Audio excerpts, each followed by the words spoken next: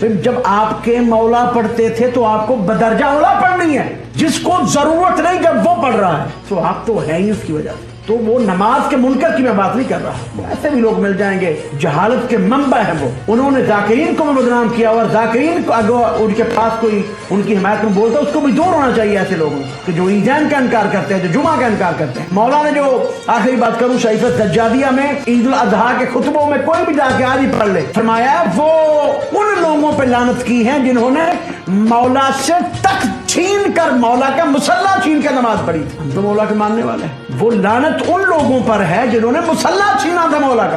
किसने छीना था भाई? वो जो पहले खलीफा से लेकर अब तक जो कब्जा आ रहा है, आज भी कब्जा है मदीने में, मक्के में। लानत उन लोगों के लिए मौला के मानने वाले। जो खुदावंद आलम ने खुशी अता की है आपको, वो आपने वही दीन की हद कैसे खुशी की हदूद वो भी मौला ने बताई, वो आप करनी है।